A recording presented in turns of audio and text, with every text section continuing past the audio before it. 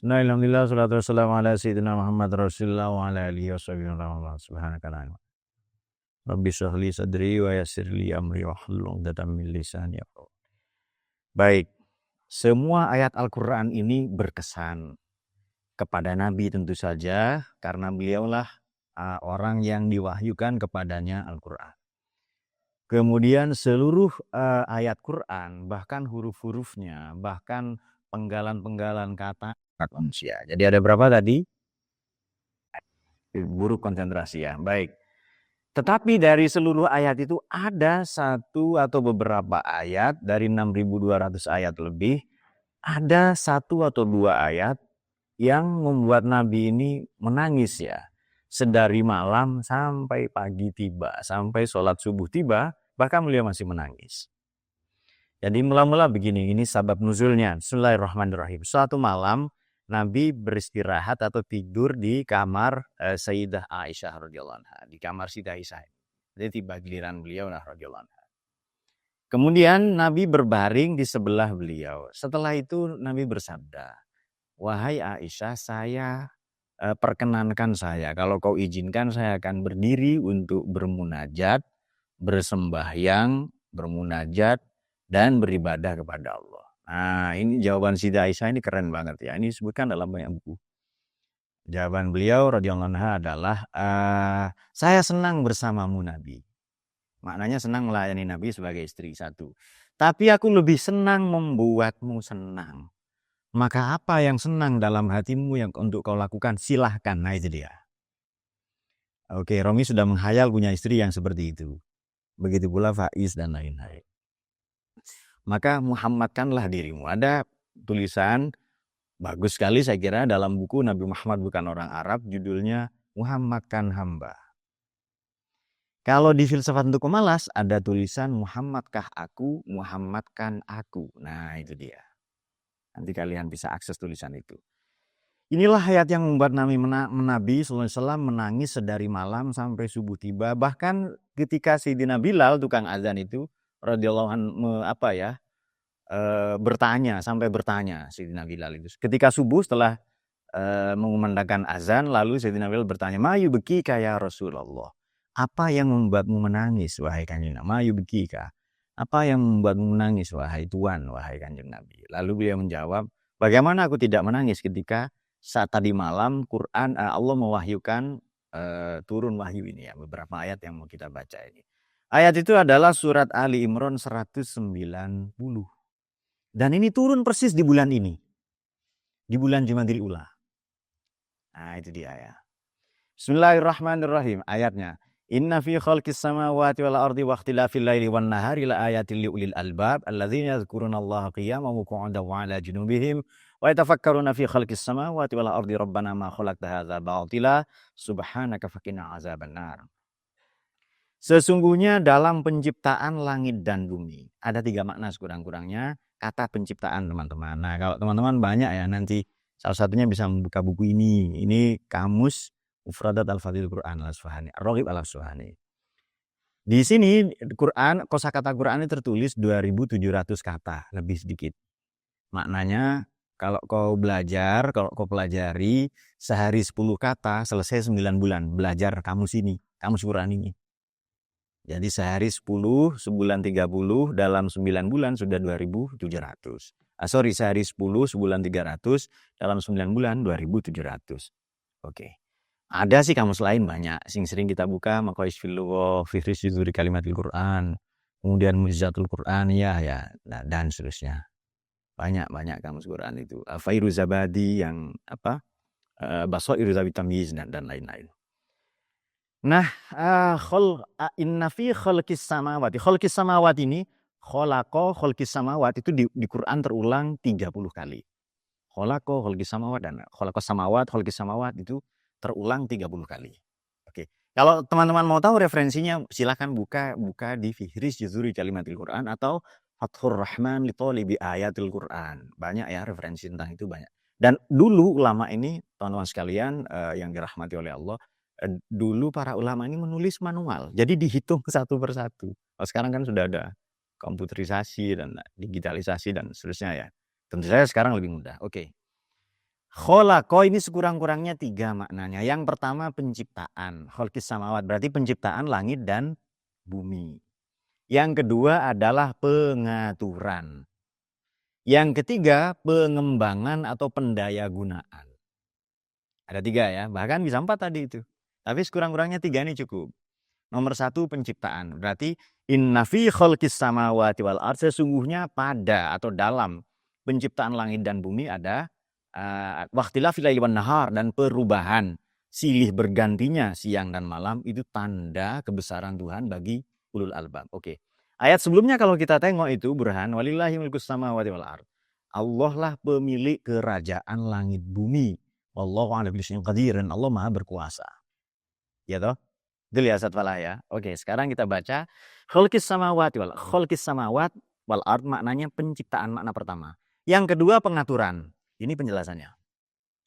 Dulu langit bumi ini satu. Ini diceritakan dalam Quran.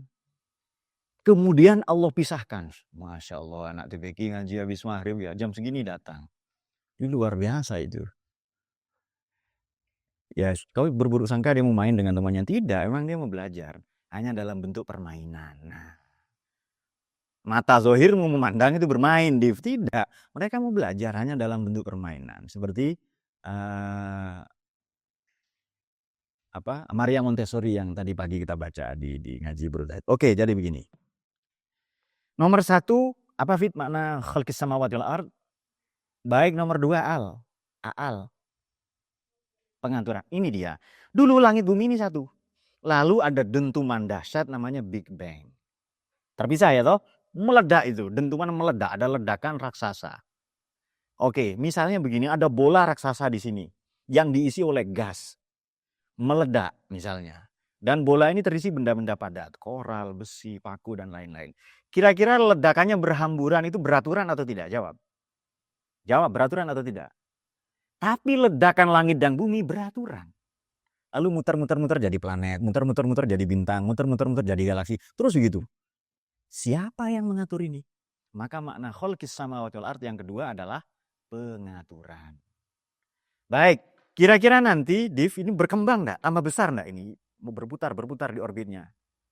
Maka makna yang lain dari khalqis mengembang atau enhance atau adalah expanding universe. Itu makna yang lain. Di samping nanti pendayagunaan. Nah, pendayagunaan ini Allah gunakan untuk apa? Kalau berdasarkan tujuannya Allah gunakan untuk ini untuk petunjuk arah, navigasi, untuk menyinari manusia, matahari, dan lain-lain. Nah, itu semua makna-makna penciptaan, makna kholaqa sekurang-kurangnya. Secara harfiah kholaqa ini Allah menciptakan tanpa contoh. Tanpa contoh itu. Kalau kita misalnya begini, saya bisa gambar spidol ini, bisa kah? Bisa. Ada orang pabrik atau perusahaan bikin spidol, bisa? Bisa. Ada contohnya. Nah, Allah Maha Kuasa tanpa itu semua. Itu makna harfiah. Ini keren ya. Jadi kalau ya pelan-pelan saja, yang penting kita paham Quran lah. Pak, apa susah atau gampang memahami Quran? Menurut saya gampang, karena ini ayat qauliyah. Yang susah itu Falahuddin ya, ayat kauniyah. Ayat kauniyah itu apa? Ya di masyarakat, di rumahmu sendiri nanti memahami istrimu itu agak susah. Mungkin bagi istri memahami suami sangat susah. Saya orang paling simpel, paling tidak mau repot di dunia. Tidak jam tangan, tidak cincin, makan tempe, itu dong. Simpel sekali hidup saya itu. Nggak mau repot, nggak mau ribet ya. Tidur di bawah juga nggak apa-apa. Saya bahkan belasan tahun tidak pernah punya bantal dan kasur. Karena saya nggak punya rencana tidur. Tujuan saya belajar saja. Nah, itu dia ya. Ya tertidur saja, entah di mana itu. Nah, berbeda dengan beberapa teman yang kasur, selimut, kaos kaki, sarung tangan, tutup kepala, kacamata pula, headset bro. Masya Allah ya kan. Oke. Dan itu Fitri tahu orangnya siapa ya. Jangan bilang siapa-siapa. Pipit, Aang, Aal, dan Firit. Oke. Kuartet ubur-ubur. Kan ada trio ya kan? Trio apa dulu? Trio Bembalik. Trio Macan. Romi tahu, langsung tahu. Ada duo racun ya kan? Duo serigala yang jogetnya ugal-ugalan itu loh. Itu penyanyi-penyanyi dangdut favoritnya Rohim ya kan? Dulu ketika Rohim belum mondok di sini. Betul Him ya? Sekarang beda, Rohim sudah ilmiah standarnya. Standar ilmiah ya, standar joget-joget juga. Oke. Kemudian itu, jadi yang pertama penciptaan saja. Tanpa contoh, tanpa dan lain. Yang kedua adalah pengaturan. Jadi seharusnya kalau ada benda ini meledak, misalnya segini ya, meledak ini ada benda padat, koral, semen, paku, kapas, rumput ada di sini meledak karena dipompa sedemikian rupa, ada gasnya, ada hidrogennya, ada heliumnya, pasti ledakannya tidak beraturan. Ledakan alam semesta ini beraturan. Maka itu juga satu makna kholaqo atau khalqis samawati wal ardh tadi. Dan langit ini tanpa tiang, tanpa atap. Kau pikir dirimu hebat? Itu pertanyaan Tuhan itu di Quran itu. Mana lebih hebat penciptaanmu dengan penciptaan langit, ya kan? Nah, itu kan ada yang orang yang mendaku dirinya hebat karena punya wawasan, pengetahuan, jabatan, dan sebagainya. Oke. Lalu pendayagunaan, Allah menggunakan ini untuk apa? Allah menggunakan apa? Menciptakan tujuannya, berarti aspek atau ranah teleologis. What for? Nah, what next-nya itu loh. Nah, aspek itunya. Pendayagunaannya, lalu pengembangannya, expand. Alam ini berkembang seperti balon ditiup terus mengembang. Kira-kira kalau balon ini ditiup terus meledak enggak suatu ketika nanti? Meledak. Dan itu namanya kiamat. Nah, oke. Itu juga Eza sudah berangkat. Seumur-umur dia malas ngaji, ya kan. Jam segini berangkat ada temannya, agak aneh juga, ya kan. Masya Allah, ya. Jadi ada beberapa hal yang membuat kita hidup kita lebih semangat ya Rom, salah satunya. Kok Romi semangat ngaji? Mencurigakan. Betul ya teman kamarnya, Rohim? Betul, nah betul. Kenapa Rohim mengatakan betul Jidan? Jawab. Karena beliau telah lebih dulu mengalami. Itu dia. Bismillahirrahmanirrahim. Ini sudah Al-Imran bagian akhir sebenarnya. Wallahu a'lam dan pergantian siang dan malam. Di Indonesia tidak terlalu terasa ya, pergantian malam dan siang. Tapi kalau di negara-negara, saya pernah tinggal di beberapa negara yang malamnya lama, kadang siangnya lama. Ya di negara-negara kutub, Islandia salah satunya Iceland. Islandia itu di Eropa sana, dari dekat kutub utara itu.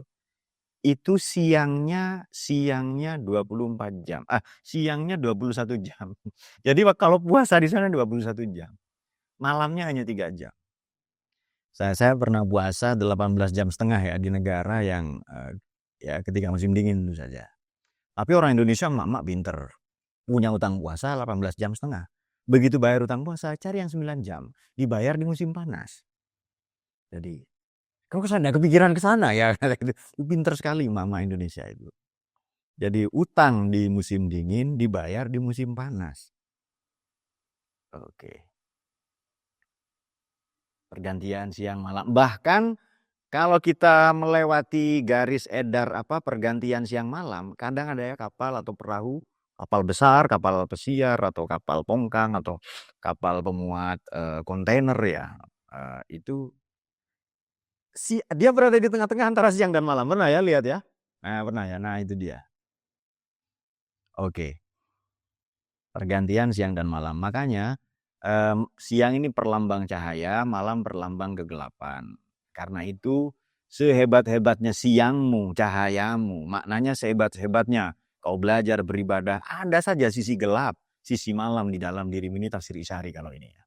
Maka Allah tulijul laila fin nahar, tulijul nahar fil lail ya. Allah memasukkan siang dalam malam, memasukkan malam dalam siang. Maknanya apa? Seburuk-buruknya orang jahat, durjana. Durjana itu bahasa Inggris devil. Bahasa Arab syaitan, durjana. Cuma di Indonesia setan sudah jadi bahasa Indonesia ya. Bahasa Ustadz Falah jurik. Nah, jurik. Ada lagunya itu. Ketika dulu Sumbang masih muda ya, Falah. Nepangkeun nami abdi jurik rencangan jalami ageng, ya kan?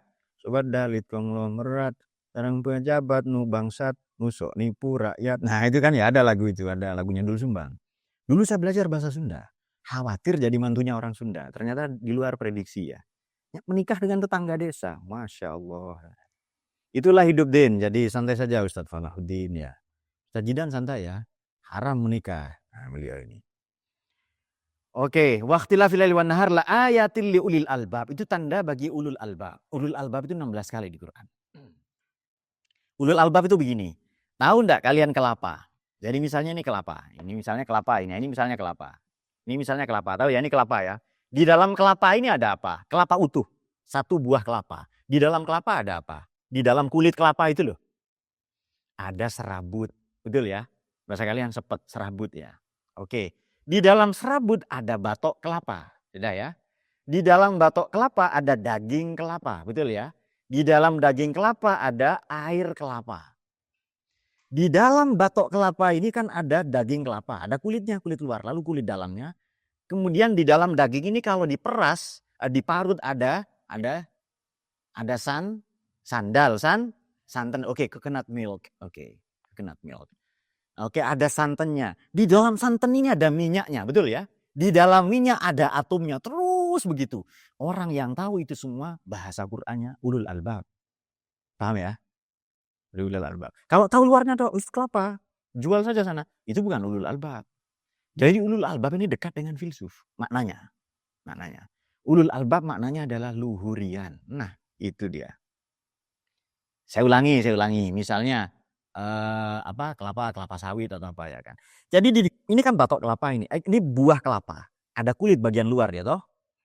Kemudian di dalam kulit ini ada serabut. Di dalam serabut ada batok kelapanya.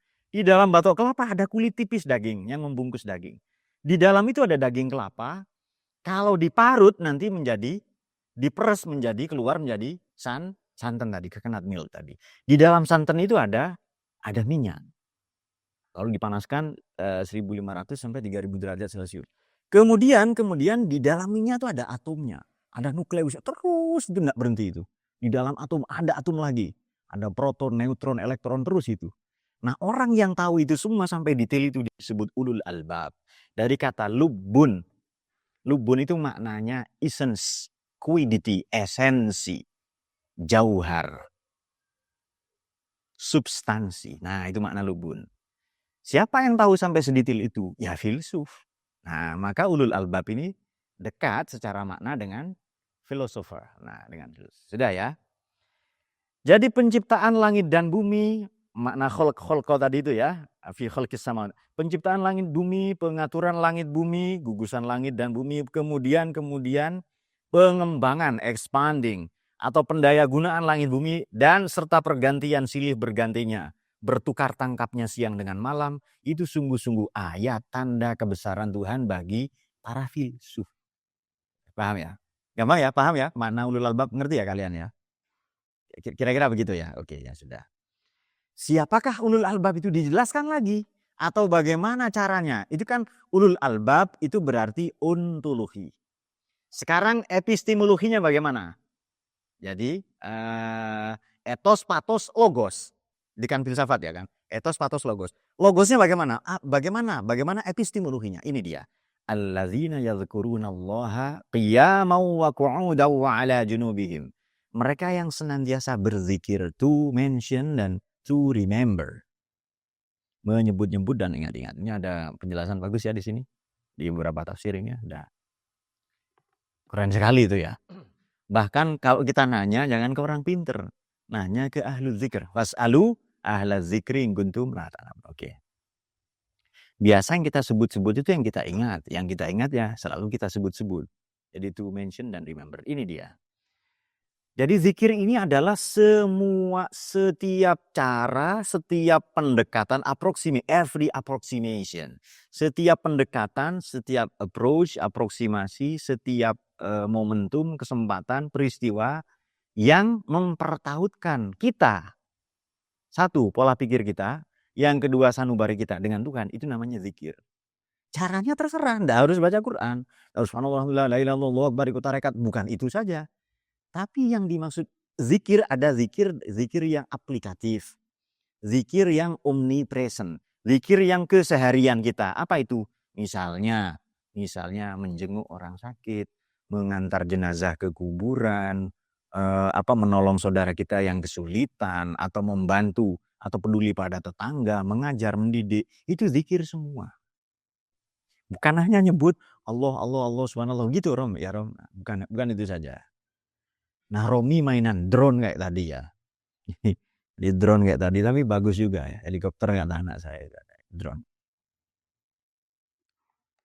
Nah, Romi mainan drone, itu juga berzikir namanya. Berzikir ke drone itu ya kan. Oke. Jadi mengajar, mendidik seluruh tindakan, perkataan, dan apapun itu, entah di pikiran, dengan sumber daya, dengan hati, dengan apapun saja yang kita punya, dengan daya nalar, daya pikir, daya kritis, daya kalbu, daya kita merasa, kepedulian, empati, dan seterusnya, senyampang ia mempertautkan kita dengan Tuhan, maka dia zikir. Mengajar karena Allah, mendidik, nolong tetangga, bekerja untuk anak istri, atau peduli pada orang lain, belajar, itu semuanya zikir. Akan ada ya sabda sabda ini hadis qudsi ya, tapi disampaikan Nabi ya. Jadi bukan Quran, ini sabda Tuhan, firman Tuhan dalam bentuk sabda Nabi. Jadi Nabi yang melafalkannya, tapi ini sebenarnya firman Tuhan dan itu bukan Quran. Ada redaksinya begini. Bismillahirrahmanirrahim. Man syaghalahu dzikri an mas'alati a'taituhu khairama, ayat redaksi yang lain, afdolama wa'tis sa'ilin. Man syaghalahu dzikri. Barang siapa lebih sibuk berzikir, menyebut-nyebut namaku, menyebut-nyebut asmaku. Dan Quran itu nama lainnya adalah az-zikr. Berarti Quran itu medium juga untuk kita berzikir. Karena ia adalah az-zikr ya, saudara. Konsentrasi Rom ya. Oke. Jadi kayak nulis Rom ya, kayak pegang buku apa. Tengok kalah, enggak ada tulisannya itu ya kan. Dulu ada waktu zaman Ustadz Yani atau siapa dilihat, enggak nulis Pak katanya. Enggak ada tulisannya emang. Pura-pura gini tok ya kan. Begitu dibuka sama Yani, enggak ada tulis, enggak nulis ini Pak, ini pura-pura. Ada yang begitu kayaknya mungkin ya. Ini setelah ngaji kita tengok tulisannya kan. Ternyata enggak ada. Ya kadang gambar kura-kura, ya gambar bekicot ya kan. Gambar apa lah kan. Oke. Kemudian apalah ya ungkapan keputusasaan ya. Aku menyerah. Nah, gitu-gitu kan biasanya kan. Nah, sebenarnya kalian semua berbakat menjadi penulis hebat. Kalau enggak percaya, tengok di kamar mandi. Kamar mandi, toilet-toilet, kloset-kloset. Banyak tulisan kalian ya.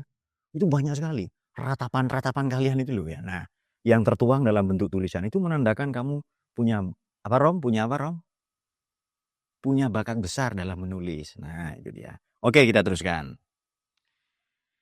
Ya zakuruna, jadi berzikir, menyebut, mengingat ya. Apapun ya, seperti firman Tuhan dalam hadis qudsi tadi itu adalah man syaghalahu dzikri, barang siapa lebih menyibukkan diri, bertungkus lumus ia, bergiat ia untuk mengingat-ingatku, menyebut-nyebutku, daripada minta-minta saja kepadaku, daripada doa, ingat Tuhan saja. Dengan cara mengajar, mendidik, belajar, dan seterusnya ya. Berderma untuk kearifan dan lain-lain. Orang yang sibuk berzikir menyebut nama Tuhan tadi itu, maka apa itu? Aku akan menganugerahinya khairama, redaksi yang lain afdolama. Aku akan menganugerahi yang lebih baik daripada yang diminta mereka para pendoa itu. Ini silahkan ada beberapa ya sedikit redaksi berbeda, tapi poinnya sama. Silahkan dibuka di beberapa buku ya, di beberapa buku hadis ya. Entah itu yang Bukhari, Muslim, Tirmidzi, Nasai, Majah, Daruqutni, Ahmad, Abu Daud, Ad-Dailami, Al-Hakim, Ad-Darimi, dan seterusnya. Poinnya lebih kurang sama. Mengingat Tuhan qiyaman, dalam keadaan berdiri. Oke, yang kedua wa qu'udan atau wa ala junubihim. Ini lambang, perlambang, simbol dari seluruh kegiatan. Ini merefleksikan, mencerminkan seluruh kegiatan manusia, apa itu berdiri, duduk, dan berbaring. Berdiri, duduk, dan berbaring. Pak, kalau lari Pak, lari itu berdiri. Kecuali lomba balap karung sambil jongkok ya kan. Tapi duduk juga di sini itu. Nah itu dia. Dan berbaring ini mencerminkan seluruh aktivitas manusia. Apakah berdiri, duduk, berbaring, mereka semua berzikir ya. Yadhkuruna hal mustaqbal, sekarang dan terus menerus. Dalam satu tarikan nafas, wa yatafakkaruna fi khalqis samawati wal ardh. Sekali lagi ya, penciptaan langit bumi ya. Kan 30 kali disebut di Quran ini. Dan memikirkan, bertafakkur. Tapi tafakkur ini bukan hanya mikir, merenung insafi, merenung hayati, until permeate, sampai menubuh ia, bersenyawa ia, mendarah daging ia. memikirkan, merenung insafi. Sekali lagi, fi khalqis samawati wal ardh, penciptaan langit dan bumi. Kenapa, Pak? Di sini ayatnya enggak langsung wa yatafakkarunas samawat atau wa yatafakkaruna fis samawat. Kenapa ada khalqun? Kalau ada khalqun berarti 3. Yang pertama, meniscayakan adanya khaliq, penciptaan. Berarti ada penciptanya. 3 ya kan? Yang kedua konsekuensinya fi khalqis, berarti ini makhluk. Berarti ini makhluk ini. Nah, yang ketiga adalah khalqun itu sendiri. Fi khalqin ya kan. Penciptaan, yang pertama penciptaan, yang kedua meniscayakan khaliq, otomatis ini makhluk. Karena itu sejauh-jauhnya orang memikirkan, merenungi, kagum, takjub ia dengan semesta, jangan sampai kita mempertuhankannya. Kenapa? Oleh karena tidak sedikit saudara kita yang meneliti, riset, observasi alam semesta sampai menganggap Tuhan tidak ada. Tidak ada Tuhan itu. Ini alam ini teratur dengan sendirinya. Meledak dengan sendirinya. Nah, begitu. Banyak ya yang begitu. Kenapa?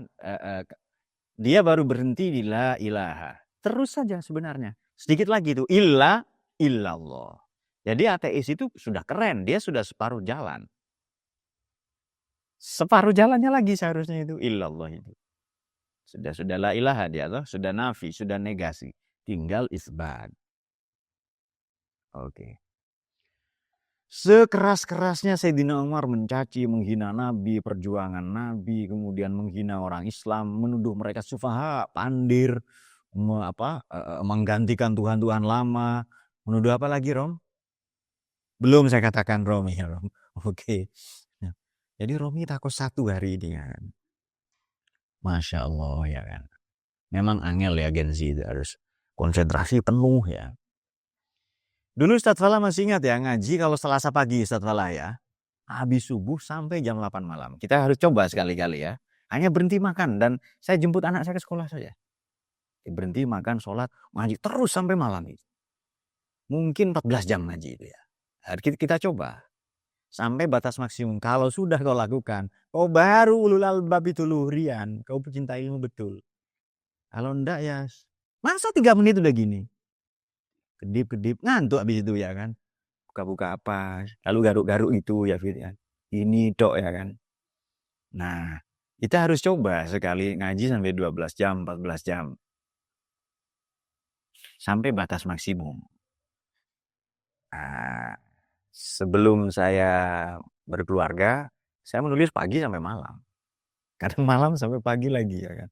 Buku-buku saya kan banyak saya tulis sebelum saya menikah. Kalau sekarang enggak terlalu lah ya, sepagi mungkin 3 atau 4 jam. Saya juga sangat membatasi, saya tidak terima undangan, saya sangat jarang ya. Lebih baik saya baca buku, lebih baik saya belajar atau saya menulis. Ya mungkin terdengar idealis ya bagi sementara orang. Tapi kita juga ikut tahlil kok dengan tetangga, ya peduli ke kuburan ya. Ya menjenguk tetangga kita yang sakit kemarin ya, istri Pak RT sakit kita jenguk ke rumah sakit dan biasalah hal-hal yang biasa begini. Hak kita, kewajiban kita sebagai tetangga ya kita penuhi. Oke. Jadi fi khalqis samawat meniscayakan 3 hal. Ia penciptaan. Berarti meniscayakan adanya pencipta. Otomatis konsekuensinya ia adalah makhluk. Karena makhluk maka konsekuensi berikutnya jangan dipertuhankan. Nggak usah disembah, sholat itu bukan Tuhan. Nggak usah kau pertuhankan sholat itu. Ibadah normal saja. Normal saja, nggak usah berlebihan. Saking husuknya sholat maghrib baca surat Baqarah. Ya Isya belum selesai nanti. Ya kan? Nah, misalnya begini, ya memang ya kita harus bangun malam ya kalau bisa kan. Wa inal laili fatahajjat bihi nafilatan surat Isra ya. Wa inal laili fatahajjat bihi nafilatan laka asa ayyab'asaka rabbuka maqaman mahmuda. Qur rabbi adkhilni mudkhala sidqi wa akhrijni mukhraja sidqi waj'alni min ladunka sultanan nasyira. Ya kalau bisa bangun malam. Untuk sholat ya, fatahajjat, bertahajud itu. Tapi enggak usah banyak-banyak. 2 rakaat saja Fitri. Enggak usah banyak-banyak. Ini pendapat pribadi saya. Lebih baik belajar setelah itu. Kalau saya lebih baik belajar. Ini setelah ya sholat 2 rakaat lah. Ya biar kelihatannya malaikat enggak di-prank itu saja kan. Dan kita mengamalkan ayat di surat Isra ayat 79 atau berapa tadi itu kan. Pokoknya sholat 2 rakaat. Setelah itu belajar. Kenapa? Kenapa ya? Eh, bagi saya ini tuh klik dengan Tuhan itu dengan belajar, bukan dengan salat. Kalau saya pribadi, maaf ya, maaf. Ya kecuali salat wajib, nggak ada urusan. Makanya yang dikatakan Imam Busiri itu gue banget itu. Jadi astagfirullah min qaulin bila amalin laqad nasabtu bi nasran lidhi wala tazawwatu qoblal mautina filatan siwa fardin apa gimana? Walam usolli siwa fardin walam asumi. Nah itu dia. Pokoknya saya minimalis banget lah ke Tuhan itu. Kenapa? Karena saya pengajar, saya guru, murid saya nunggu ilmu saya besok, bukan nunggu tahajud saya. Begitu Rom. Kalau Romi, nah Pak, membahagiakan istri ini kan wajib Pak. Kalau sholat tahajud kan sunnah. Maka Romi pilih yang wajib katanya itu. Bagus Rom. Tumben cerdas yang begini itu kan aneh enggak Im? Kalau mikir ilmu udah nyampe. Angel ini Pak. Tapi yang begini yang berhubungan dengan kelaminnya, nah itu dia. Itulah Romi ya kan. Sekarang sudah bulan September. September Rom sekarang. Bulan apa? Nggak peduli ya karena namanya Julian sah ya. Sementara belum sah sebagai luhurian, Julian masih batal ya kan. Nah, tapi nanti kalau sudah ngaji, sudah senang ilmu, baru Julian sah. Sekarang masih batal namanya. Oke. Dijamin nama ini dikasih nama orang tua. Seharusnya kau tanyakan ya kan. Kau filsu, masa diem tok ya kan. Jadi kau tanyakan lah gimana caranya. Baik. Fi khalqis samawati wal ardh. Oke, teman-teman, kenapa takdim ya? Kenapa ini teori takdim takhir ada di Ulumul Quran yang kita ngaji sudah hatam kitabnya. Di Itkon, di Burhan, di Lubab, banyak lagi ya. Oke, kenapa langit didahulukan? Tahu enggak kenapa? Nah, biasa kadang kita mendahulukan yang penting. Misalnya dalam satu dalam satu perjamuan, dalam satu perjumpaan ada pengajian. Ini yang disebut dulu nama ulama, ya toh? Ulama, pejabat. Ulamanya belum datang itu. Yang terhormat, nah gitu. Datang belakangan tapi suruh duduk di depan.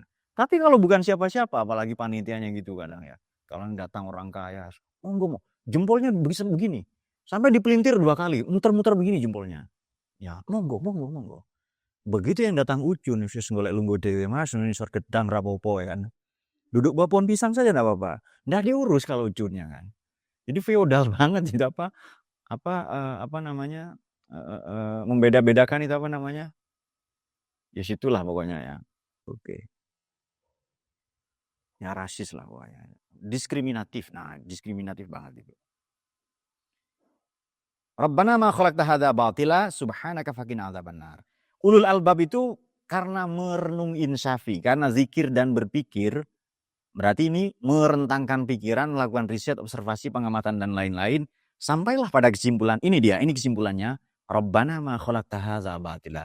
Tuhan kami, Tuhan pengendali, pengelola, penjamin kami, ma khalaqta hadza batila. Kau tak ciptakan ini semua sia-sia. Berarti ini semua ada tujuannya. Susah, senang, sedih ya. Berpisah, kehilangan ya. Separasi menjauh ya. Dekat dan itu semua ada tujuannya. Nah, itu dia ya, ada tujuannya. Sebab begini,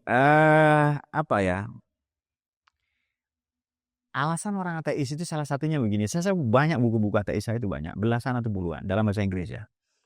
Di Richard Dawkins itu saya punya hampir semua serinya.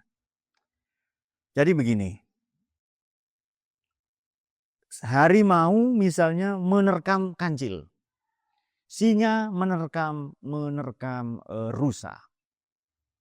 Ya kan? Kemudian citah atau kadang ada macan dahan ya kan. Macan dahan itu kucing tapi lebih besar dan rahangnya besar. Itu menerkam kelinci misalnya. Di situ nampak ada moral enggak di situ? Ada belas kasihan enggak di situ? Jawab. Ada enggak? Tidak ada. Diterkam saja. Mau istri orang, mau istri apa. Ini macan A, bapak macan dengan mama macan. Lalu dikawini oleh singa atau apa. Enggak ada urusan. Alam ini tidak bermoral. Itu yang dijadikan dalih salah satunya oleh ateis, dia nggak ada Tuhan. Itu kehidupan kejam sekali. Nggak ada belas kasihan. Tidak ada moral di alam raya. There is no morality in nature. Di nature itu nggak ada. Di nature itu alam semesta.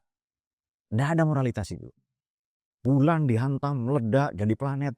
Apa mana moralnya? Makanya kadang sesuatu yang terjadi instingtif di alam yang bukan sementara manusia punya akal ya, punya natik ya kan manusia itu dibawa pendekatan itu ke manusia.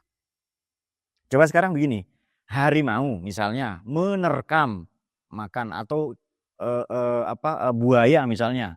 Buaya itu karena emak ya, kalau yang bapak-bapak Pak Ayah namanya.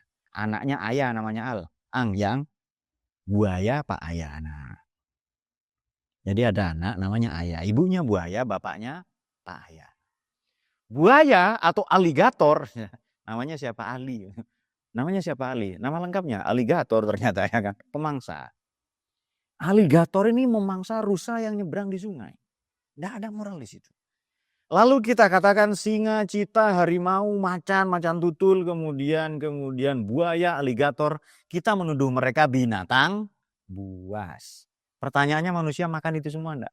Merusak, membunuh itu mana lebih buas? Kenapa kita ini double standar, menggunakan standar kita sebagai manusia untuk binatang? Enggak Pak, saya makan tempe, saya vegetarian. Nah, gini. Saya vegetarian. Saya hanya mengkonsumsi sayur mayur. Ada juga salah satu jenis sayur mayur yang dikeringkan. 9 cm namanya rokok. Ya, nah itu dia. Bagi yang senang rokok itu dalilnya. Ini sayur mayur ini ya kan. Dan ini binatang yang telah punah. Apa yang sudah punah namanya? Sayur tadi ya. Nah, dinosaurus. Nah, sudah punah ya kan. 60 juta tahun yang lalu. Nah, untuk mbak-mbak ini ya kuartet ubur-ubur ya kan. Pipit, Aang, Aal, dan Ririt. Ini kuartet ubur-ubur ya kan. Romi senangnya duo serigala ya sudah. Nah, pria lelaki itu bisa diketahui dari cara dia merokok. Tapi ini guyon saja ya. Saya tidak mengkampanyekan rokok, tidak. Merokok itu tidak baik. Oke, dan saya tidak merokok. Oke, sekarang. Apa yang salah? Oke, kan tidak ada yang salah pernyataan kita. Oke. Jadi ada orang itu hanya bawa korek saja. Dia tipe pria yang optimis. Bawa korek saja. Dia begini di jalanan itu. Dia hakul yakin ya. Awakalnya tinggi. He put his trust in Allah ya kan, dia bertawakal ke Tuhan. Ya gini yakin dapat korek. Yakin dapat rokok. Ya kan? Nah, ada juga pria-pria yang pesimis, bawa korek, bawa rokok. Dia pesimis. Kurang tawakalnya ke Allah itu. Ya. Takut enggak dapat rokok di mana-mana. Ada juga kalau pesimis hanya bawa korek, bawa rokok. Kalau optimis bawa korek saja. Ada juga yang enggak bawa apa-apa. Itu ada di buku filsafat pemalas. Namanya pengemis. Hanya bawa paru-paru saja. Mas, di sini ngapain? Bawa apa? Bawa rokok kan? Enggak, bawa paru-paru katanya itu. Dia hanya bawa paru-parunya saja. Nah, triknya Jun, pura-pura minjem korek. Kang, nyelang korek Kang, pinjam korek katanya. Begitu dikasih korek, rokoknya sekalian. Nah, iya kan? Kalau dikasih satu, Faiz, dia minta satu lagi, taruh di kuping. Buat habis makan nanti katanya. Ada yang kalian ya? Saya nampak di sana, saya tidak sebutkan siapa. Waktu itu kita kasih rokok apalah, rokok yang ini kan. Ada yang nuntun sepeda dan nuntun motor itu ya. Dia kan rokok itu kan dibagi-bagi. Seharusnya kan dia pegang pakai tangan, tidak. Kupingnya diginikan. Suruh taruh kuping itu. Masih ingat di antara kalian siapa pelakunya itu? Masya Allah, ini ya. Ini dalam piramida tamu, ini tamu yang semakin berkembang populasinya. Kan tamu yang hampir punah itu apa? Tamu yang datang, permisi, buat cerita baik, nyambung silaturahmi, bawa oleh-oleh. Nggak lama-lama cepat pulang. Itu jenis tamu yang hampir punah populasinya. Tamu yang semakin bertambah populasinya adalah dia cerita panjang lebar. Eropa, Amerika Latin ya kan. Sejarah tembakau. Ini dari Meksiko Pak, dari pedalaman. Nggak bawa apa-apa dia. Cerita 2 jam minta rokok nanti itu. Cerita ini kan nggak ada kopinya ya. Lalu apalah dan lain-lain itu. Nah, nanti sebutkan di piramida tamu. Atau judulnya Sokrates bertamu ke saya ya. Nanti ada piramida tamu jenis itu. Kalian salah satunya. Oke. Sekarang begini, orang kalau sudah berzikir, ingat Tuhan, dan berpikir, orang baik enggak namanya. Ulul albab ya toh. Tapi ulul albab itu puncaknya adalah ini dia, fakina azabannar. Dia Tuhan, jauhkan saya dari api neraka. Subhanaka, maha suci Engkau. Dia tetap beristighfar itu. Oke, Rabbana innaka man tudkhilin nar faqad akhzaitahu wa ma lidzalimina min ansor. Tuhan, enggak pakai iya ya, langsung Tuhan. Sungguhnya engkau man tudkhilin nar, orang yang kau masukkan ke neraka faqad akhzaitah. Sungguh kau telah memperhinakannya. Kalau di depak apa artinya? Iya betul, memperhinakannya. Mana lebih rendah, disiksa atau diperhinakan menurutmu? Diperhinakan. Diperhinakan lebih rendah. Bahkan 4 kali levelnya itu. Kalau disiksa tuh langsung dipukul atau ditembak ya kan. Ini enggak ditembak. Diperhinakan. Biasanya film-film begitu. Film India terutama. Film favoritnya Rohim. Saya kalau tujuannya mati adalah tembak saja selesai. Ya toh. Tapi tidak. Tujuannya diperhinakan. Keluarganya disiksa. Ya toh. Kemudian peliharaan-peliharaannya juga. Reptil, tikus, semua apa. Apa yang sejenis tikus itu namanya? Marmut. Bukan, ada satu lagi. Apa? Hamster ya kan. Kapibara ya pokoknya itu semua lah Nah itu dia. Gareng salah satunya. Ya kan harus disebutkan ya kan. Siapa tahu. Onggeret itu ya kan, gareng gitu ya. Oke. Jadi setiap pagi itu saya membuang jenazah gareng 2, 3 ya tiap pagi. Ya kumpul gareng tok ya kan. Oke.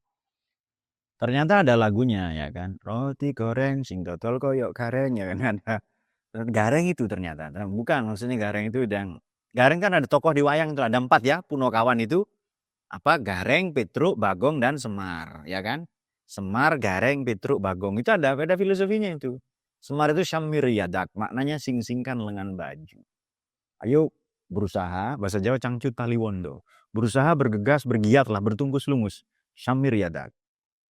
Kemudian Semar, Gareng itu nala kodin. Ayo cari teman sebanyak mungkin. Syamir yadak, nala kodin ya. Ini dia Semar. Petruk, fatruk nasiwallah. Tinggalkan yang selain Tuhan.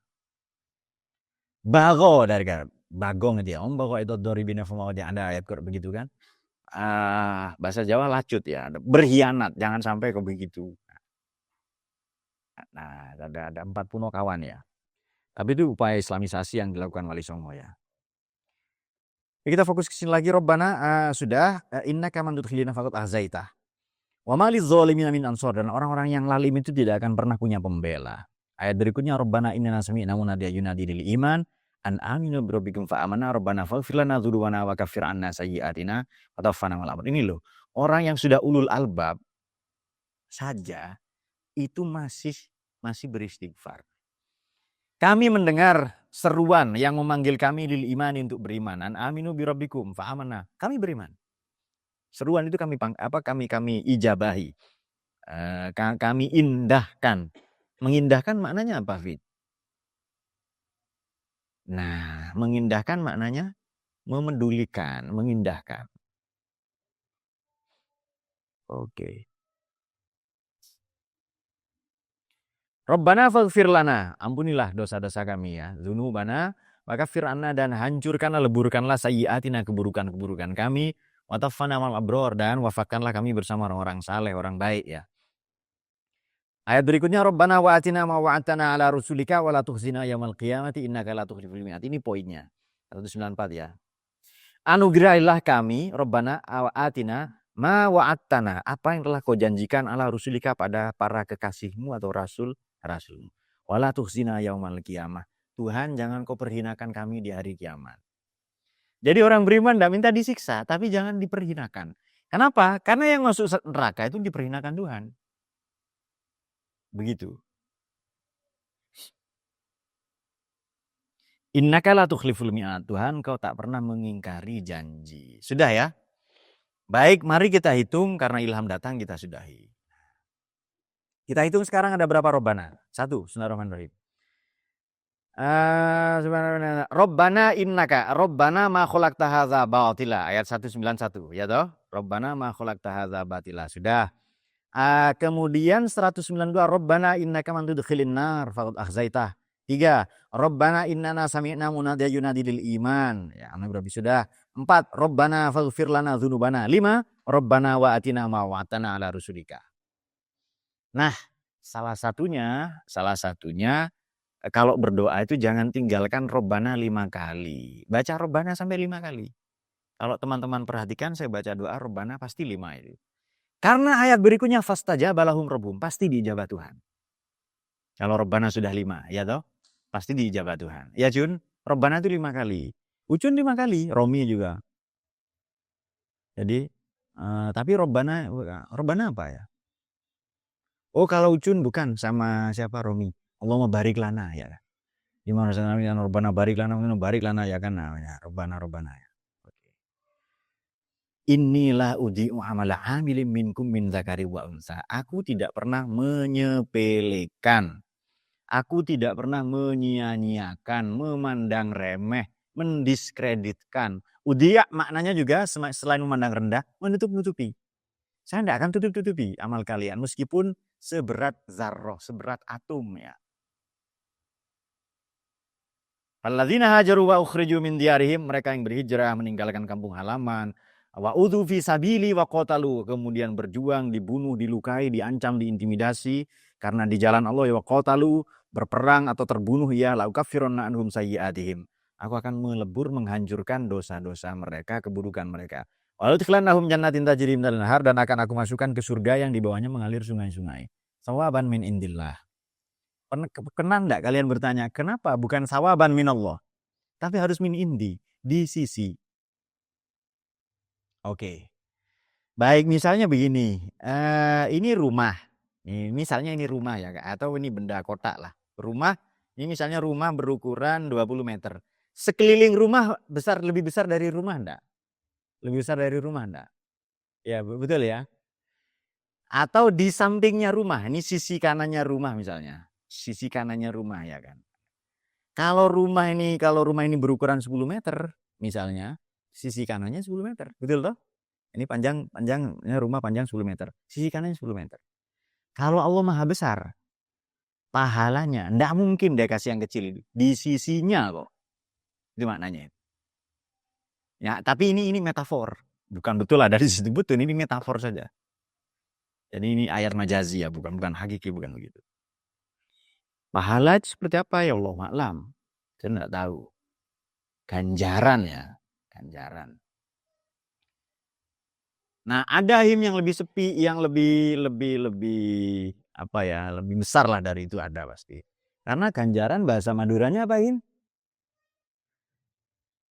Ada lebih besar dari itu, dari kuda banyak ya, unta ya, jerapah ya banyak ini. Oke, itu dia. Di sisi Tuhan. Wallahu indahu husnus shawab. Dan sekali lagi, Tuhan itu di sisinya adalah pahala-pahala terbaik. Oke. Nah, ada pertanyaan? Ya, silakan kirim saya. Sembari lalu saya baca ya. Oke, ini ada satu ya. Melodis, dari Melodis, Assalamualaikum Waalaikumsalam. Saya mau tanya, yang sering lihat eksperimen frekuensi suara tertentu bisa bengkokkan air yang mengalir dari keran. Masuk akalkah jika frekuensi dari trompet sangkakala itu merusak susunan atom? Nah, jadi begini teman-teman. Trompet itu jangan kau kira trompet saja. Quran ini turun di zamannya, begitu. Coba sekarang Melodis ya, gambaran buruk seperti apa? Dulu belum ada pesawat terbang ya, belum ada roket, pesawat ulang alik belum ada. Gambaran buruk seperti apa? Di hadis juga. Buruk itu kuda. Ya toh? Kenapa? Karena kuda lebih cepat daripada kelinci. Oke. Kira-kira terbang dengan lari lebih cepat mana? Fit. Kok ragu? Aang. Terbang. Lebih cepat terbang. Maka kuda ini ada sayapnya. Ya toh? Ya semangat. Him semangat kan Him ya? Oke, kuda ada sayapnya, terbang. Kemudian digambarkan buruk ini adalah berada di surga. Dia ditambatkan di pintu surga. dan sangat indah. Maka buruk digambarkan berkepala manusia dan cantik, ya toh. Itu gambaran di zamannya. Jadi agama ini tidak bisa keluar dari imajinasi. Nah, sangkakala trompet itu pengumuman perang atau pengumuman kalah perang. Waktu itu yang paling mewakili trompet. Kalau sekarang alarm atau apa ya terserah. Terserah itu. Masuk akalkah kalau trompet? Nah, ya masuk akal saja. Jadi begini untuk melodis ya. Kau ini kan tidak ada dulu melodis. Lalu ada. Masuk akal enggak pertanyaan unta keluar dari batu? Jawab. Masuk akal. Ini hukum akal. Menurut kebiasaan enggak mungkin. Hukum adat namanya. Jadi coba kata ada saja itu dipersoalkan di filsafat ya. Bisakah Pak unta keluar dari batu? Loh, kita ini keluar dari lumbung ketiadaan. Ya toh? Kita keluar dari pankreas adamiyah ketiadaan. Kita ini al-ijad minal adam. Creatio ex nihilo. Diciptakan dari ketiadaan. Nggak ada kita tadinya ini. Makanya makna kholaqa tadi penciptaan, pengaturan karena Big Bang tadi lalu diatur, penata kelolaan, kemudian maknanya adalah pengembangan, expand dan pendayagunaan, empowerment. Iya ya, kita ini tadi tidak ada. Ayatnya mana? Hal ta'alal insan hainun minad dahri lam yakun syai'an mazkura. Manusia itu siapa? Dulu bukan siapa-siapa, tidak ada, namanya tidak disebut. Sekarang setelah punya jabatan kedudukan kok merasa dirinya penting, merendahkan orang lain, membodohi orang awam, ya toh? Nah, karena begitu. Apakah masuk akal ya? Masuk akal saja.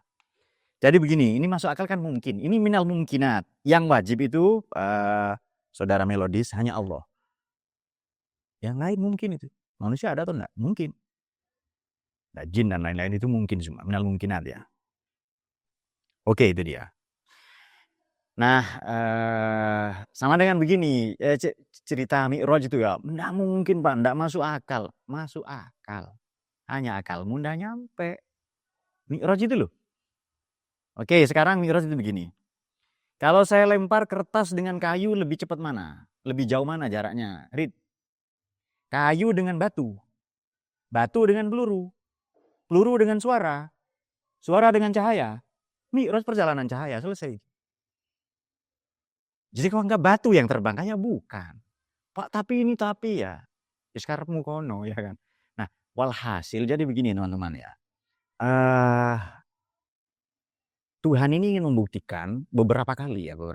Memang ini turun ke akal kita agar kita mencandera, agar kita mengidentifikasi, agar kita memahaminya baik. Tetapi dalam satu tarikan nafas, Tuhan ini kadang berfirman sesuatu yang kita nggak ngerti. Alif lam mim kita nggak ngerti itu. Qaf nun ya kan. Itu ayat paling pendek. Tapi ayat paling panjang justru ayatul mudayana, ayat utang piutang, Baqarah 281, 282 enggak salah, 281. Ayatul mudayana, ayat utang piutang. Ya ayyuhalladzina idza tadayantum bidainin ila ajalin musamma faktubuhu, tulis. Harus ada ajalin musamma, ada tenggat waktu dan lain-lainnya. Oke, jadi sangkakala, trompet ya Pak. Ya ini yang paling mewakili di zamannya. Sama dengan begini, al-qari'atun al-qari'ah. Kiamat diibaratkan kuda pacu, al-qari'ah.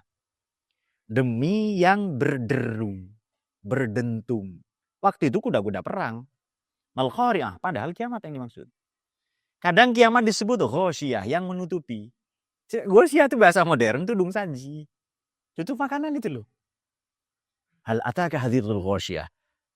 Apakah telah datang, bukankah telah datang kepadamu wahai Kanjeng Nabi berita tentang ghosyah.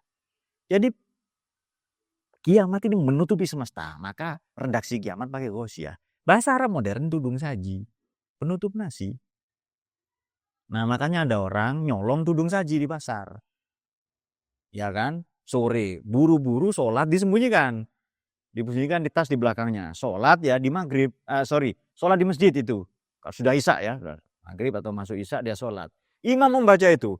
Bismillahirrahmanirrahim. Hal ataka haditsul ghosyah. Demi Allah kamu bukan imam, kamu penyihir katanya itu. Kamu bisa nebak isi tas saya katanya dia. Hal ataka haditsul ghosyah wujuhu yaumaidin. Nah, oke, itu dia ya. Masuk akal saja. Ini jadi beda ya hukum akal dengan hukum adat. Hukum adat ini kebiasaan. Tidak mungkin. Entah. Tapi kadang Quran pakai bahasa itu. Hatta yalijal jamalu fi samil khiyat. Sampai unta masuk lubang jarum. Nanti cari ya surat apa ayat berapa. Hatta yalijal jamalu fi samil khiyat. Unta ini ada 500 lebih Pak istilahnya. Kata Imam Kata Imam Suyuti dalam Itqan fi Ulumil Quran ya. Ada al-budan, ada khoil ya, bukan khoil ya. Ada ba'ir, kemudian naqah, ada al-jamal ya. Dan ada dhamir, wa ala kulli dhamirin ya kan. Oke. Dari Vicky Zaki, Assalamualaikum Pak, Waalaikumsalam. Izin bertanya di luar konteks kajian. Bagaimana cara memahami buku dengan benar kemudian mampu mengkomparasikan berbagai jenis bacaan? Ada 3 cara memahami buku. Yang pertama Anda mendekod, membongkar isi buku. Caranya bagaimana? Ya buka kamus. Pak, saya enggak bisa Pak, saya belum ngerti buku ini terlalu berat. Cari buku pengantar. Oke, membaca buku ini seperti petualangan. Kalian kenapa susah baca buku sampai selesai? Kenapa? Kenapa? Kenapa? Karena mind map-mu salah. Jadi peta di pikiranmu itu keliru. Maka buku enggak hatam-hatam. Kalau bikin peta yang benar enggak begitu. Sama dengan begini. Saya makan atau saya ingin sampai ke Malang. Iya toh? Ada Sonhoreg. Ini kan Malang banget ini. Ini Sonhoreg ya kan. Masya Allah ya. Malang begitulah. Sonhoreg ya. Ini ada Sonhoreg jalur Bulu Lawang. Sonhoreg lagi jalur Kendal Payak. Sonhoreg lagi. Kalian bisa gak cari yang enggak ada Sonhoregnya? Pasti ada. Nah, ini kalau sini ke distract nanti bahasa kalian lah, bahasa Gen Z ya, nggak make sense, ke distract. Aku basically aku sewot gitu loh ya. Nah ini nanti ini jalan ini buntu semua. Lewat mana yang nggak buntu? Bisa caranya. Oke, Anda bisa yang pertama bisa atau punya komunitas saling baca bareng. Yang bagus itu yang kedua begini, baca 5 orang, ayo keliling sama ini, nanti saling memahami. Jadi disebut critical reading, membaca kritis. Bagus itu. Bicara begitu bagus. Ini maksudnya apa? Kalau kita kuning ya ini targetnya bagaimana nih? Betulkah susunannya begini? Kritik Anda apa? Pemahaman Anda apa? Nanti dengan sendirinya. Nah ya pekerjaan terbaik pekerjaan yang tuntas. Harus sampai tuntas. Ibnu Sina membaca buku metafisikanya Aristoteles 40 kali tidak paham-paham. Padahal Ibnu Sina adalah min uqala ibni Adam. Salah satu keturunan Nabi Adam paling jenius. Tidak paham-paham buku filsafat itu. Sampai dapat pengantar buku kecil di pasar ketika beliau jalan. Ibnu Sina sini Ar-Rois, manggilnya Rois. Ar-Rois sini. Saya ada buku untuk kamu ini. Buku. Jadi dilihat bukunya Al-Jam'u baina Ra'yai Al-Hakimain Aflatun wa Aristu. Kumpulan 2 pikiran, 2 filsuf atau 2 matahari kembar Platon dan Aristoteles. Nah, lalu dibaca ya karena beliau sudah hafal buku sebelumnya, langsung ngerti. Di besoknya dicari ya, kemudian penjual buku ini, Pak, kambing buat Bapak ini, Pak. Kemudian beliau menyembelih 5 kambing lagi, bersedekah. Karena seneng paham satu buku itu loh. Saking gembiranya, nyembelih 5 kambing. 1 untuk penjual buku, 4 untuk orang-orang di sekelilingnya ya kan. Macam kalian lah ya kan. Nah, alhamdulillah saya paham satu buku ini. Ayo sudah, makan lah. Saya traktir bakso ya kan. Makan aja semua. Bayarnya sendiri-sendiri. Nah, biar ada kesan keren lah kayak Ibnu Sina ya. Kalian harus dirayakan bisa paham satu buku ini. Jadi bagaimana caranya? Decode, buka kamus, dibantu pengantar. Kalau bisa punya komunitas ini lebih cepat memahami. Dan harus selesai, ya harus pelan-pelan lah, tekun itu. Nah peta kita sering keliru. Aduh nggak bisa ini. Saya Ma'ruf gimana? Ma'ruf dulu itu ya nggak bisa nih apa gimana? Nggak tahu nih. Nah itu dia. Nanti kirim ke beliau. Beliau nggak tahu nih ya. Nah dari Jako Mangkubumi coba baca buku How to Read the Book Mas. Bagus itu. Mortimer J. Adler. Bagus itu ada buku How to Read the Book. Tapi buku ini diperuntukkan untuk orang-orang di Eropa dan Amerika. Di Indonesia tetap angel. Di Indonesia itu baca buku filsafat untuk pemalas. Di saran saya. Sudah bukunya ada, tipis, pendek-pendek, cepat ganti topik sesuai Gen Z yang sering random. Sudahlah kalau nggak ngerti atau masih malas juga, ada quote-nya, baca quote-nya saja. Betul Fit ya? Karena itu tugas kuliahnya Fitri nanti. Nah, kita tunggu. John Lennon, Pak, jika umat Islam terus merujuk pada tafsir ulama zaman dulu, bagaimana skenario kemajuan Islam bisa disusun? Adakah otoritas yang boleh menafsirkan tanpa sanad matur? Sanad mutawatir. Jadi begini teman-teman. John Lennon, semua ilmu itu tafsir Quran. Fisika, antropologi, kimia, biologi, filsafat, humaniora, itu fikih semua tafsir dari Quran. Kalau Anda punya otoritas di fisika, monggo pakai fisika dengan untuk memahami Quran. Kalau Anda punya otoritas di filsafat, pakai filsafat. Tadi saya pakai etos, logo, patos, logos ya kan. Nah itu dia. Silahkan pakai itu. Apa saja terserah. Bahkan tadi saya mengilustrasikan ulul albab itu kan, ya kan. Jadi ini kelapa. Ini kan kelapa. Ini kulit kelapa. Di dalamnya ada serabut. Di dalam serabut ada batok kelapa. Di dalam batok kelapa ini ada kulit daging. Lalu ada daging kelapa. Di dalamnya ada air. Di dalam daging ini kalau diperas ada santan. Di dalam santan ada minyak. Di dalam minyak ada atom. Terus begitu. Di dalamnya ada proton, neutron, elektron. Kalau orang paham itu semua, itu disebut ulul albab. Ada loh orang yang paham kulitnya toh. Kelapa itu. Lalu orang bilang, bukan itu minyak. Dituduh kafir nanti. Bukan itu. Kelapa itu. Ini ilustrasi ini saya tulis di buku saya. Tersesat di Jalan yang Benar tahun 2006. Ya, buku ini terbit 19 tahun yang lalu. Saya sudah nulis buku Tersesat di Jalan yang Benar. Ada yang lahir tahun 2006 kalian? Ada ya? 2005 ya? 2007. Nah, jadi buku itu sudah saya tulis sebelum kalian lahir. Masa muda kita udah keren, Pak Is. Nah, beda dengan Rohim ya kan. Rohim keren juga. Oke, itu dia. Adakah otoritasnya? Nih otoritas yang dimaksud Mas John Lennon adalah otoritas ilmu. Ya monggo. Semua ilmu ini kan. Jadi begini ya. Ada orang bertanya begini ke saya pernah ya. Lebih tepatnya ini diskusi ketika saya memberi kuliah di UCLA, Universitas California yang di LA ya. Kemudian saya juga memberi kuliah waktu itu di NYU, New York University ya. Oke. Jadi ada yang bertanya begini, Pak, kenapa para penemu barat ini, Anda kan scholar itu sarjana ya, ulama lah. Sebagai scholar, sebagai sarjana yang Anda menekuni dunia ilmu-ilmu keislaman, dikira saya paham ilmu Islam tok ini. Padahal saya filsuf itu. Itu tegas saja. I am a philosopher. Saya enggak sarjana, bukan Pak. Saya philosopher. Karena sarjana itu di Indonesia buruk. Sarjana bangunan, ya. SAG itu loh. SAK ya kan. Semen berapa SAK ya kan. Kan sarjana bangunan itu. Kenapa orang barat ini Pak tidak baca Quran, tidak membaca kitab suci Anda, tapi mereka temukan banyak pengetahuan. Loh, itu ayat Tuhan saya katakan. Ayat Qauliyah 30 juz ini. Tapi ayat Qauliyah itu semesta. Seperti Big Bang tadi itu loh. Jadi mereka baca ayatnya Tuhan juga. Dan di dalam dirimu Tuhan berfirman, "Wa fi anfusikum afala tubsirun." Kenapa kau tidak perhatikan di dalam dirimu? Ya, kau lihat langit, semuanya, semua kau renung insafi itu semua. Jadi mereka baca ayat Tuhan juga. Hanya bukan Qauliyah. Nah, kita kelemahan, saya katakan, ini kelemahan umat Islam adalah secara umum. Bangga dengan hafal Quran selesai. Quran saya sudah hafal. Seolah-olah dia paham seluruh isi Quran. Tanpa belajar tafsir, sebab nuzul ya dan lain-lain. Kenapa kita merujuk kepada temuan-temuan masa lalu? Sekarang pertanyaan saya untuk John Lennon misalnya. Adakah penemuan hari ini yang tidak merujuk kepada penemuan masa lalu? Jawab. Motor sekarang yang hebat, yang canggih, itu penemuan masa lalu. Roda ditemukan di Mesir kuno, 6.000 tahun sebelum Masehi. Kalau tidak ada roda, ada motor kah? Kalau orang tidak temukan batu bara, kemudian misalnya ya ada listrik dan lain-lain, tidak mungkin. Batu bara itu arang yang diperlindungi, arang gitu. Hanya dari fosil binatang atau tumbuhan lalu jadi batu ya kan. Jadi semua temuan hari ini, telepon, semua HP ini merujuk kepada pendahulu-pendahulu. Kenapa? Karena sifat pengetahuan kebenaran itu membelum, menjelang, tidak pernah selesai. Ya otomatis kita merujuk ke tafsir terdahulu.